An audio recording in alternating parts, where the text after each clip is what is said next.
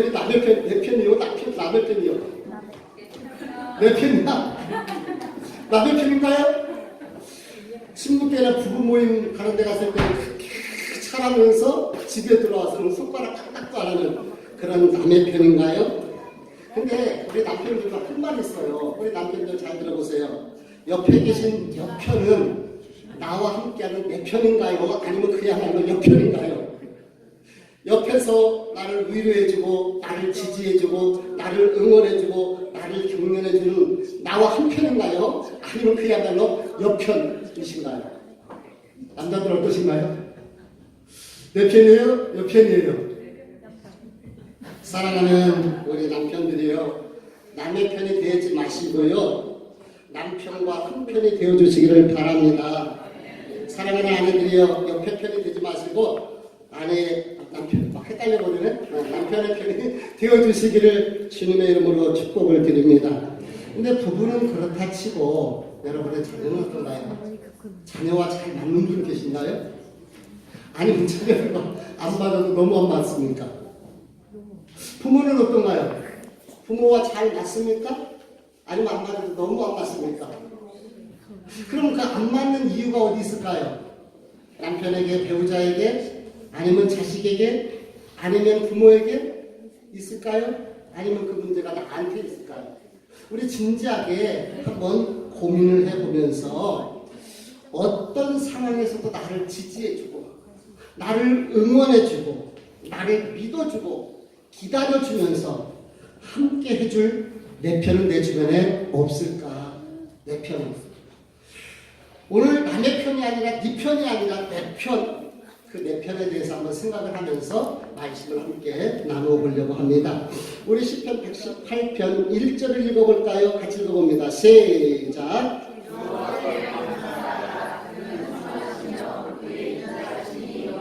예, 하나님께 어떻게 하라고요? 하나님께 어떻게 하라고요? 감사하라. 시편 118편의 중심 내용은 고난과 역경 속에서도 우리를 도우시고 승리게 하신 하나님, 인자를 베풀어 주신 그 하나님을 찬양하며 감사하라. 이것이 중심 주제예요. 그러니까 고난 속에서도 역경 속에서도 내 편이 되시고 나와 함께 하신 그 하나님 앞에 감사하라. 우리가 읽어보았던 6절에서 7절 말씀은 여호와는 내 편이시다. 하나님은 내 편이시다. 내 편 되시는 하나님에 대해서 성경은 가르쳐주고 있습니다. 참 놀라운 거예요. 하나님이 어떻게 내 편이 되실 수가 있습니까? 천지를 창조하신 하나님이 어떻게 우리 편이 될 수가 있겠습니까? 참 신기한 일이 아닐 수가 없어요. 그럼 왜 하나님이 내 편이 되신다고 이렇게 말씀하실까? 그 이유를 한번 설명을 해보려고 합니다. 이해를 돕기 위해서 아까 우리 김명선 다니엘 기도에 나왔었던 찬양 사역자의 그 간증 찬송을 읽었는데, 그때 보면은 박태고 권사님의 이야기가 간증으로 나왔어요. 이 장로교에서는 남자 권사님이 없습니다. 근데 감리교에서는 남자 권사님이 계셔요. 이 박태고 권사님이 어렸을 때 가정 환경이 불우했습니다. 사람을 갖지 못하고 자라나다 보니까 삐뚤어져 버렸어요. 그다음에 감옥을 들락날락하기 시작을 합니다. 그러다가 조직세계에서 밑에 후배들이 잘못한 일로 인해서 붙잡히게 되고 이것으로 인해서 법정 최고형을 받게 됐다는 거예요. 법정 최고형이 뭡니까? 우리나라는 사형인 거예요. 본인이 법정 최고형을 받았다고 그렇게 얘기를 해요. 그런데 우리는 잘 알지 못하지만은 이렇게 사형수나 이런 사람들을 국가가 데려다가 어떤 특수한 훈련을 시켜가지고 특수한 임무를 맡기고 그것을 끝내면은 이렇게 상연시키는 그런 것이 뭐 있나 봐요. 이분이 자세한 이야기를 하진 않아요. 그런데 그렇게 해서 군대를 갔다 왔다고. 그래서 아마 실미도 같은 그런 일이 있지 않았을까 이렇게 추측을 해봅니다. 그랬던 사람이 하나님을 만나서 간증을 하다가 이 다니엘 기도회까지 간증에 나오게 된 것입니다. 이분이 이제 법정 최고형을 받고 이제 있는데 어느 날 엄마가 면회를 왔어요. 찾아온 거예요. 엄마, 그 엄마를 보면서 엄마 어떻게 왔어? 응, 아들 보고 싶어서 왔지. 뭐 아들 보고 싶어서 왔지. 그 엄마는요 멀미가 너무 심해서 차를 못 탄대요. 그러니까 아들의 그 면회 오려면 몇 시간씩 걸어와야 되는 거예요. 그 엄마가 그 먼 길 수고를 마다않고 걸어서 와서 면회를 온 거예요. 그런 엄마를 보니까 가슴이 먹먹해지는 거예요. 그래서 엄마 부탁 있어 그랬었다는 거예요. 그랬더니 아들이 소리를 지를 줄 알았는데 엄마 부탁 있어 하니까 엄마가 반가운 거예요. 응 아들, 엄마가 뭘 해줄까? 추운데 담요를 사줄까? 내복을 사줄까? 아들 추운데 소무 사줄까? 아들이 죄를 짓고 감옥에 생활하는 거예요. 다른 사람들 다 손가락질 하는 거예요. 그런데 이 엄마는 전혀 그것과 상관없이 자식이 필요한 것이 무엇인가? 그 늙은 어머니가 자식 필요한 거 사주려고 하는 그 모습을 보면서 너무 마음이 그러니까 할 말이 딱 없는 거예요. 그러니까 이렇게 얘기했다는 거예요. 엄마, 여기 나쁜 짓 하다 들어온 놈들이 수천 명 되거든. 근데 내가 그 중에서 대장이야. 그러니까 나는 편하게 잘했으니까 엄마 걱정하지 말어. 엄마가 입술을 깨물면서 눈물을 삼키는 거예요. 그 모습을 보면서 뭔가 엄마한테 말을 해야 되는데 말 주변도 없고 뭔 말을 해야 하는지도 모르겠더라는 거예요. 그러면서 자기 입에서 툭 나온 말이에요. 엄마, 나 포기해. 엄마가 말합니다. 하늘에 머리 두고 사는 사람을 어떻게 포기하니? 나는 너 포기하지 못한다. 엄마 나 포기해. 엄마는 천국 가면 되지만 나는 죽으면 저 유황불을 펄펄 끓는 지옥에 갈 거야. 아들, 나는 네가 유황불에 가더라도 너 쫓아가는다. 엄마가 어떻게 너를 포기하겠니? 이것이 엄마의 모습인 거예요. 아무리 자식이 큰 죄를 지었어도 아무리 자식이 잘못했어도 남들이 다 손가락질 한다 할지라도 엄마에게 자식은 뛸 수가 없는 거예요.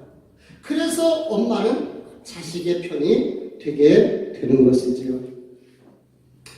지난 수요일날 예배를 마치고서 돌아가려고 온풍기를 끄다가 갑작스레 눈물이 터졌습니다.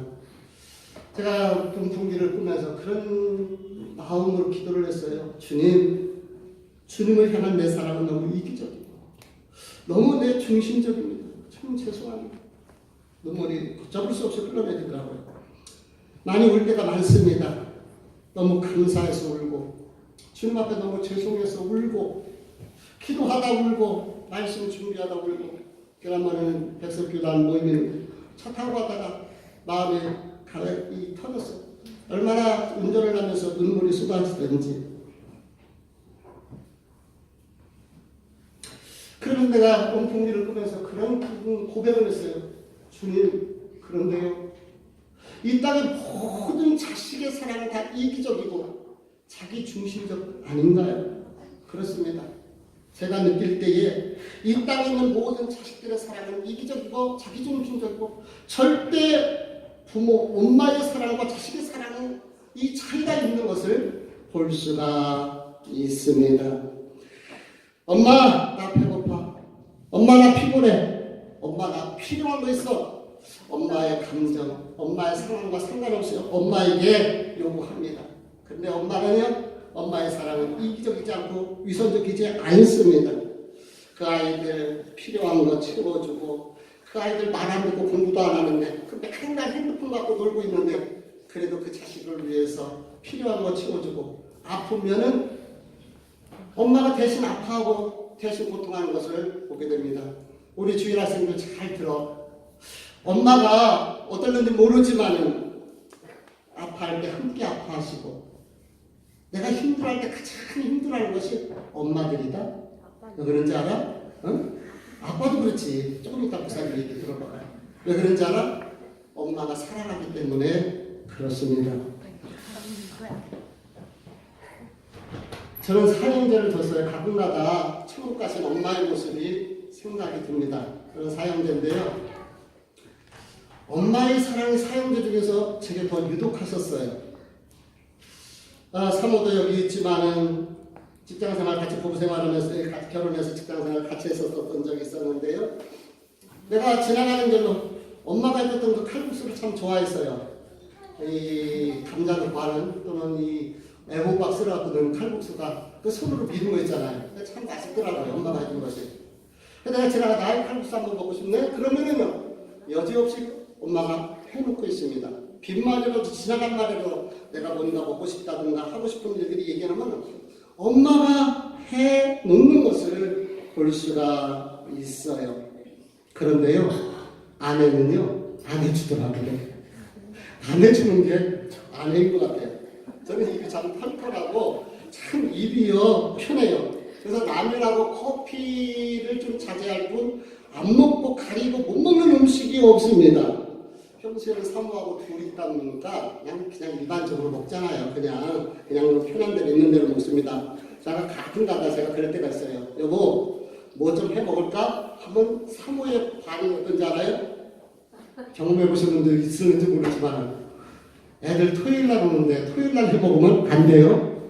완전히 애들에게 밀렸습니다. 오늘 아침에 샤워를 하고 나면서 아이들이 보고 싶어요. 두 녀석이 수수감사자로 오지를 못했는데 그러면서 나오면서 그 생각이 들었어요. 그러면서 내가 여보 나는 우리 집에서 몇 위야? 그랬더니 당신은 1위지. 아니야 내가 보니까 내가 5위인 것 같아. 아니야 1위야. 그런데도 1위인데도 뭐 한번 먹고 싶다 하면은 그렇게 토요일날 애들 온 다음에 해먹으면 안 되겠느냐고 그럴까요? 아내는요 엄마하고 달라도 너무 달라. 제가 아내하고 엄마하고 차이를 깨닫는 데는 시간이 많이 안 걸렸어요. 결혼하고 금방 깨달았어요. 엄마하고 아내하고는 달라도 너무 다르다. 그런데 그런 사모가 아이들이 뭔가를 요구할 때 해달라고 할 때 그럴 때 하기 싫어도 피곤해도 짜증나도 해주려고 노력하는 모습을 보면서 내 엄마의 향기를 아내에게서 느낄 수 있게 되더라고요.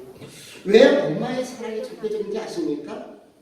왜 희생, 사랑하면 아버지를 먼저 생각하지 않고 엄마를 먼저 생각하게 될까요? 거기에는 이유가 있습니다. 바로 내 피로 잉태해서 내 피를 흘려나왔기 때문에 내 피이기 때문에 그 엄마의 사랑이 더 절대적일 수밖에 없는 것을 볼 수가 있지요. 자식은 엄마의 피예요. 그래서 우리가 어렸을 때 뭐라고 그래 애들을? 핏덩어리라고 하잖아요. 아니 살덩어리지 왜 핏덩어리예요? 핏덩어리라는 이유가 있어요. 엄마가 피로 잉태해서 그 자식을 피로 낳았기 때문에 엄마에게 자식은 적어도 핏덩어리가 될 수밖에 없는 것이고 그러니까 그 엄마에게 자식은 아무리 자식이 남에게 손가락질 당하고 나쁜 짓을 해도 절대로 포기할 수 없는 내 편, 내 자식이 될 수밖에 없는 것입니다. 왜 하나님이 내 편이 되시는지 아십니까? 왜 하나님이 우리 편이 되시는지 아십니까? 하나님의 사랑이 바로 피 흘리신 사랑이기 때문에 하나님이 우리를 위해서 피 흘리셨던 그 사랑이 있기 때문에 하나님이 바로 우리의 편인 것을 볼 수 있습니다. 요한일서 4장입니다. 같이 읽어봅니다. 시작.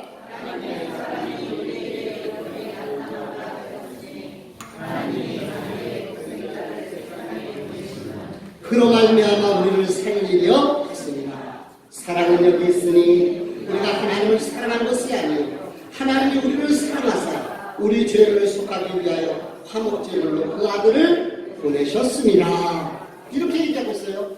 하나님의 사랑이 우리에게 이렇게 나타난 바가 있습니다. 이렇게. 그럼 이렇게는 어떤 사랑이에요? 바로 설명을 하고 있습니다. 바로 독생자를 세상에 보내신 사랑인 거예요. 이렇게 사랑은 세상에 보내신 사랑. 이것이 바로 하나님의 사랑인 거예요. 그럼 왜 하나님이 독생자를 세상에 보내셨겠습니까? 그것은 우리를 살리기 위함이라고 설명하고 있어요. 그로 말미암아 우리를 살리려 하심이라. 다시 말씀드리면 하나님의 사랑은 죄인된 우리를 위하여 살리기 위해서 죄를 용서하기 위해서 그의 독생자 예수 그리스도를 세상에 화목 제물로 보내신 그 사랑인 거예요. 이것이 바로 하나님의 사랑이었습니다. 사실 말이 안 되는 얘기죠. 하나님께서 독생자 예수 그리스도를 세상에 보내셔서 화목 제물이 되게 한 거, 이 잘 이해가 안 가죠. 근데 우리가 화목 제물이 뭔가를 좀 이해할 필요성이 있어요. 그러기 위해서는 우리가 구약의 제사로 가야 되는데 시간이 너무 많이 걸리니까 간단하게 설명을 드릴게요. 화목 제물이라는 것은 하나님과 나와의 관계가 화목하기를 위해서 드리는 제사예요. 하나님은 거룩하신 분, 우리는 죄인이에요. 그래서 죄인이 거룩하신 하나님 앞에 갈 수가 없어요. 왜? 죄가 가로막기 때문에 그래요. 이 죄 때문에 갈 수가 없어요. 그래서 어떤 방법을 쓰느냐면은 나의 죄를 대신할 희생의 제물이 필요해요. 그래서 한 마리 짐승을 가지고 내 죄를 이 짐승에게 제물에게다가 전가를 시키는 거예요. 일회용 죄를 용서받게 되는 거예요. 일회용으로. 그래서 내 죄가 이 짐승에게 감으로 일회용 길이 열려서 하나님 앞에 나갈 수 있는 그러한 길이 열려지게 되는 것을 볼 수 있습니다. 지난주에 말씀드렸던 것처럼 제사에는 반드시 제물이 있어야 되는데 소가 됐든 양이 됐든 없으면 가난하면 비둘기라도 드려야 돼요. 그리고 그 모든 제물은 반드시 피를 흘려서 죽어야 돼요. 피를 흘려서 죽지 아니하면 절대로 제물이 될 수가 없어요. 우리 주일학생 퀴즈.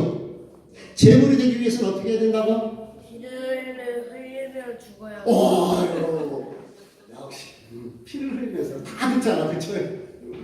피를 흘려 죽어야지만이 제물이 될 수가 있는 거예요. 근데 이거는 일회용이라고 했잖아요. 한 번밖에 안 되는 거예요. 그래서 우리 한번 요한복음 우리가 잘 알고 있는 말씀이에요. 같이 읽어봅니다. 시작.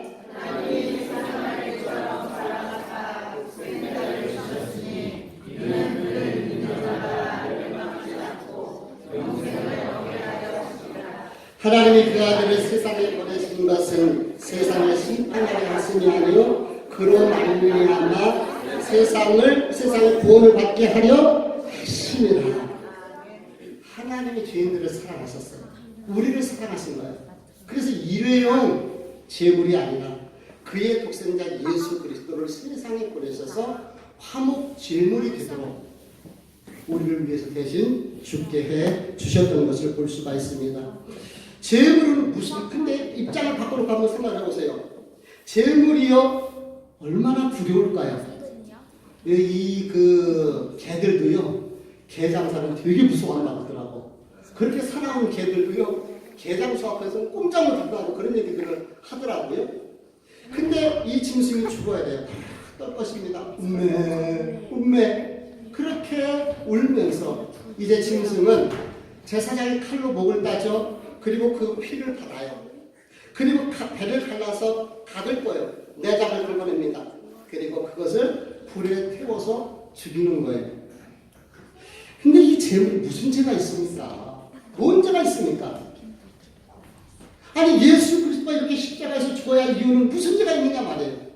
바로 나를 위해서 이 제사를 드리는 사람을 대신해서 이렇게 죽는 거예요. 그래서 희생 양이 되는 거예요. 예수님이 우리를 위해서 십자가에서 희생양이 되어 주셨습니다. 십자가는요, 인간이 경험할 수 있는 최대 고통이라는 거예요. 인간이 느낄 수 있는 한계치가 십자가의 모습입니다. 근데 예수님께서 7군데에서 피를 흘리셨어요. 우리 주일학생들 퀴즈 이따 한번 물어보세요. 몇 군데에서 피를 흘렸다고? 11군데? 장난하는구나. 내가 모를 줄 아네. 7군데요. 잘 보시기 바랍니다. 먼저 우리 주님께서 채찍에 맞으셔요.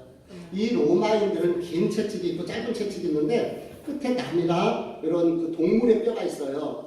이 로마의 간수들을, 특히 죄수들을 관리하는 이 병사들은 채찍 전문가입니다. 멀리에다가 물체를 세워놓고 탁 던져서 그 채찍을 맞추면서 이거 점심시간에 내기를 하는 거예요. 우리 어렸을 때 벽치기, 동전 갖고 벽치기 하는 거 내기를 했던 것처럼 채찍을, 이 사람들은 채찍의 전문가인 거예요. 그런데 옷을 벗기고 그 채찍으로 사정없이 내리치는 거예요. 그러니까 한 번씩 맞을 때마다 살점이 뜯어나가게 되어지는 것이죠. 그래서 밭고랑에 빗물이 흐르는 것처럼 주님의 등머리에서 검붉은 피가 흘러내렸습니다. 우리가 몸으로 지은 죄에 대한 대가인 거예요. 사막에는 엄청난 붉은 가시가 있습니다. 단단해요. 고난 주간에 이제 이 앞에 있는 것을 보게 될 텐데 그런 얘기를 합니다. 네가 왕이냐? 왕이라면 왕관을 써야지. 그러면서 가시로 관을 만들어가지고 그것을 예수님의 머리에 씌우는 거예요. 안 되니까 같이 눌러 흔들어서 쑤셔 넣는 거예요. 조롱하는 것이죠. 그러니까 그 가시에 의해서 이마에 피가 흘러내리게 됩니다. 저와 여러분이 생각으로 지었던 죄에 대한 대가인 줄 압니다. 그리고 양손과 양발에 못이 박히는 거예요. 그 녹슨 작은 가시 하나만 박혀도 얼마나 고통스럽고 아픈가요? 근데 그 붉은 쇠못이 그 녹슨 그 대못이 손에 박히는 거예요. 얼마나 고통스럽고 얼마나 아팠겠습니까? 우리가 손과 발로 지은 죄에 대한 대가를 그분이 대신 받으신 거예요. 십자가에 달려 죽을 때 너무 고통스러우니까 이 유대의 기부인들, 예루살렘의 기부인들이 자선 차원에서 해요. 즉 쓸개, 포도주에다가 쓸개를 타요. 쓸개가 얼마나 써요. 어마어마하게 쓰죠. 근데 그것을 마시면 그 쓴 것이 마취 효과를 작용하나 봐요. 어느 순간 마취 효과를 내는 거죠. 근데 예수님께서는 그것이 쓸개 탄 포도주인 것을 아시고 드시지 않았어요. 그러니까 온몸으로 그 아픔과 고통을 고스란히 다 느꼈던 거예요. 모든 십자가는요, 피가 온몸에서 빠져나가는 거예요.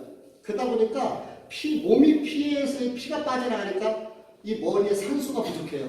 그러니까 가장 고통스러운 것은 십자가 달리면은요, 이게 두통이 머리가 뽀개지면 상상할 수 없는 이 고통이 있다고 합니다.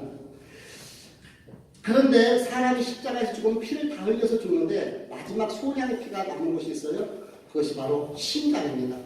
심장에는 피가 조금씩 고여있어. 나머지는 몸에서 다 빠져나가니까. 그런데 예수님께서 십자가에 달리셨을 때에 천재지변이 일어나기 시작해요. 하늘이 컴컴해져요. 천둥번개가 지니까 로마 군인들이 두렵습니다. 십자가에 매달려 있는 사람이 죽었느냐 살았느냐 확인하는 것은 밑에서 무릎을 꿇는 거예요. 망치나 나무 몽치 같은 걸로 무릎을 치면은 살아있다면 비명소리가 날 것이고 죽었다면 반응이 없습니다. 그렇게 해서 확인을 하는데 너무 막 천재지변이라니까 두려운 거예요. 그러니까 밑에서 창을 가지고 찌른 거예요. 그래서 심장이 밑에서 위로 찌르니까 사설을 통해서 심장을 그 고여있었던 소량의 피까지 흘러내린 것입니다. 그래서 물 한 방울, 피 한 방울 남김없이 다 쏟으셨다는 이야기가 바로 여기에 있는 거예요. 재물은 흠이 없어야 하기 때문에 뼈 하나도 꺾어지면 재물이 될 수가 없습니다. 우리 주님은 뼈 하나 상함 없이 그러나 심장에 고인 그 피까지 그 물 한 방울까지 완전히 다 쏟으셔서 희생 제물이 되시고 화목 제물이 되시고 하나님 앞에 나갈 수 있는 길을 열어 놓으셨습니다.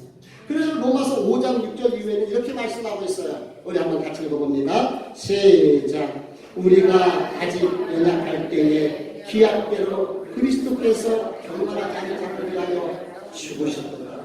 의인을 위하여 죽는 자가 쉽지 않고 선인을 위하여 용감히 죽는 자가 혹 있거니와 우리가 아직 죄인이 되었을 때에 그리스도께서 우리를 위하여 죽으심으로 하나님께서 우리에 대한 자기의 사랑을 확증하셨습니다.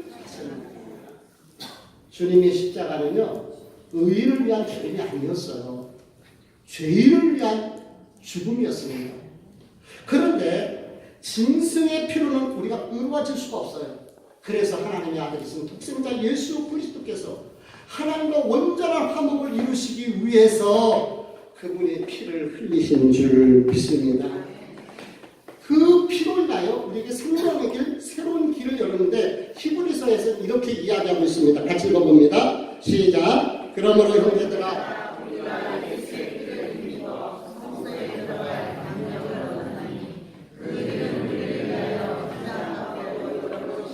새로운 살 길이요 휘장은 곧 그의 육체입니다. 그의 육체가 누구예요? 예수 그리스도. 그래서 그분을 통해서 우리에게 무슨 길을 열어놓았어요? 성수에 들어갈 수 있는 생명의 길, 그 길을 열어놓았습니다. 이 길이요, 이 성수 휘장 안에 들어갈 수 있는 이 길은 생명의 길이고 우리가 하나님 앞에 나갈 수 있는 죄인이 하나님 앞에 나갈 수 있는 그러한 길이 되는 것이에요. 왜 꼭 피워야 됩니까? 피가 어떤 필요성이 있습니까? 왜 목사님은 자꾸 피 보혈에 대해서 이야기를 합니까? 레위기 17장 11절에서는 정확하게 우리에게 이렇게 얘기하고 있습니다. 같이 읽습니다. 시작. 육체의 생명은 피에 있으리라. 내가 이 피를 너희에게 주어 제단에 뿌려 너희의 생명을 위하여 속죄하게 하였으나니 생명이 피에 있으므로 피가 죄를 속하였느니라. 아멘. 생명이 어디에 있어요? 피가 있어요. 그 피는 어떤 의미예요? 생명이라 말입니다. 그렇습니다. 이 피가 생명인 거예요. 그래서 왜 엄마에게 자식은 어떤 일서도 버릴 수 없는, 포기할 수 없는 존재입니까? 내 피가 있기 때문에 그런 거예요. 그 내 생명과 같은 그러한 존재가 되는 것이죠. 그 피, 예수님께서 십자가에서 그 고난의 피, 그 보혈의 피를 흘린 거예요. 생명의 길을 주시기 위해서, 생명을 주시기 위해서. 그래서 예수님의 피를 보배로운 피, 보혈이라고 합니다. 예수님의 피가 어떤 피라고요? 보혈, 보배로운 피가 되는 거예요. 그러므로 오직 우리에게 예수 그리스도밖에 없어요. 그 누가 뭐라도 어떤 이단이 얘기해도 예수 그리스도예요. 아무리 유명한 목사라도 아니 설사 천사가 와서 한다 할지라도 예수 그리스도 외에 다른 것을 전하면 그것은 잘못된 거예요. 오직 예수 그리스도 외에는 구원받을 길이 없어요. 그 피가 우리를 생명의 길로 열어 놓으신 거예요. 예레미야서 21장 8절은 이렇게 이야기하고 있습니다. 같이 읽어봅니다. 시작.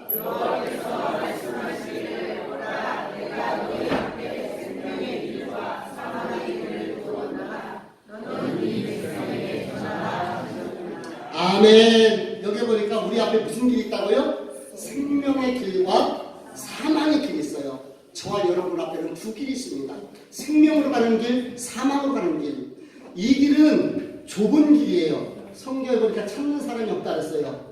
협착한 길이에요. 근데 주님이 가신 길이고 이 길이 생명의 길이고 영생의 길인 줄 믿습니다. 근데 넓은 길이 있어요. 이 넓은 길은 찾는 사람이 많다 그랬어요. 왜? 편안하거든. 좋거든. 부담감이 없거든. 전혀 죄의식을 느낄 필요가 없거든. 잘못해도 죄책감을 느낄 필요가 없는 거예요. 그러니까 사람들이 넓은 길, 편안한 길, 세상 사람들은 그 길을 향해서 가는 거예요. 그런데 이 길은 사망의 길이고 저주의 길이고 지옥의 길인 줄 믿습니다. 그래서 오직 예수 그리스도밖에 없는 거예요. 오늘 성경은 뭐라고 얘기하고 있습니까? 너는 이 백성에게 전하라. 그래서 저는 오늘 이 강단에서 여러분들에게 생명의 길이 있으면 그 생명의 길은 오직 예수 그리스도밖에는 없다는 것을 여러분에게 전하고 있는 거예요. 내용을 정리하면서 결론 말씀드립니다. 우리 아까 박대우 권사님의 이야기로 다시 한 번 더 돌아가보도록 하겠습니다. 이제 면회가 끝나갈 준비 할 말이 없어요. 이제 아들이 엄마 살가 그리고 다시 오지 마 하고 돌아서는데 그 엄마가 뒤에 앞에 대고 등 뒤에다가 이런 말을 던집니다. 아들, 하나님이 너를 사랑하신다. 하나님을 믿어야 돼. 이 소리를 듣는 순간에 완전히 돌았다는 거야. 미친놈처럼 발광을 했다는 거야. 아니 하나님이 살아계시면 어떻게 이런 일이 있을 수 있어? 하나님이 살아계시면 어찌 내게 이런 일이 있을 수 있어? 하나님은 없어. 하나님은 죽었다고. 고래고래 소리를 지르면서 반장을 했습니다. 근데 그런 그 발광을 하는 아들에게 아들, 그래도 하나님은 살아계셔. 하나님은 너를 사랑하십니다. 그리고 헤어졌어요. 그리고 살아선 전에는 단 한 번도 엄마의 얼굴을 보지를 못했다고 합니다. 근데 놀라운 일이 있죠. 그렇게 부인하고 부정하고 저주했는데 이 박대우 권사가 하나님을 만난 거예요. 할렐루야. 하나님을 만났습니다. 유튜브에 가서 다니엘 기도에 박대우 이렇게 치면은 권사 치면 아마 나올 거예요. 시간이 되신다면은 한번 꼭 보시기를 바랍니다. 자식이 사형수라도 엄마에게는 그저 아들이 뿐이에요. 세상 사람들이 다 손가락질하고 침을 대고 모욕해도 저주해도 엄마는 자식 편일 수밖에 없는 것입니다. 그 자식을 위해서 평생 기도하셨을 그 엄마. 다 돌아서도 그 엄마만큼은 자식에게서 돌아설 수가 없었습니다. 그래서 끝까지 자식 편이 될 수밖에 없었던 이 엄마의 모습을 보면서 우리는 여기서 하나님의 사랑을 볼 수가 있게 되는 것이죠. 모든 사람이 우리를 다 떠나고 모든 사람이 우리를 다 버려도 우리를 향하여 손가락질해도 하나님은 저와 여러분을 사랑하시는 줄 믿습니다. 그러셨습니다. 그의 독생자 예수 그리스도가 세상에 오셔서 십자가에서 피 흘려서 온 몸의 피를 다 흘려서 제물이 되시고 화목제가 되셔서 저와 여러분을 살리셨기 때문에, 저와 여러분을 구원하셨기 때문에 주님이 내 편이 되십니다. 그래서 그분은 어떤 상황에서도 저와 여러분을 지지해 주시고 응원해 주시며 기다려 주시고, 우리가 죄를 지어서 만약에 진짜 하나님이요 사랑의 하나님이 아니었다면, 공의의 하나님이라면 일주일 사이에 살아남은 사람 하나도 없어. 다음 주에 볼 사람이 없어요. 그런데도 불구하고 어떤 죄를 져도 기다려 주시고 응원해 주시고, 그리고 나보다 더 아파하시는 그런 하나님이신 줄 믿습니다. 그 하나님이 위로하시고 응원하시고 격려하시고 축복하시고, 그리고 기다리는 그 주님의 모습을 보았으면 좋겠습니다. 여러분 착각하지 마십시오. 교회 다닌다고 천국 가는 거 아닙니다. 몸으로 이렇게 와서 주일날 왔다고 예배 드리라고 천국 가는 거 아닙니다. 믿음의 주여 온전케 하시는 이 예수를 만나야 됩니다. 그래야 진정한 하나님의 자녀가 될 수가 있습니다. 항상 내 편이 되시는 그 주님, 그 주님의 손을 붙잡으시고 어두운 세상, 낙뢰 같은 세상, 죄악 많은 이 세상 주님 손잡고 살아갈 수 있는 저와 여러분이 되셨으면 좋겠습니다. 그러면서 여기서 한편 더 나가서 모든 부모, 특히 엄마가 자식 편인데 나는 누구의 편인가? 나는 엄마와 한 편인가? 우리 주님이 나를 위해서 고난의 피 흘리셨는데, 그리고 나를 사랑하시는데 나는 주님과 한 편이신가요? 내가 주님과 한편 주님의 손을 잡았다면 우리는 세상을 살아갈 때 주님의 가슴으로 살아가게 될 것이고, 주님의 눈으로 세상을 보게 될 것이고, 주님의 뜻에 우리의 마음이 함께 갈 줄 믿습니다. 하나님의 교회를 향한 우리들의 마음이 함께 가게 될 것이고, 영혼을 향한 간절함에 우리의 마음이 가게 될 것입니다. 저와 여러분이 하나님과 한편이 될 수 있기를 주님의 이름으로 축복을 드립니다. 아멘. 우리 찬양가들 좀 나오시고요. 고요를 지나 우리 함께 찬양하고 기도하는 시간을 갖습니다.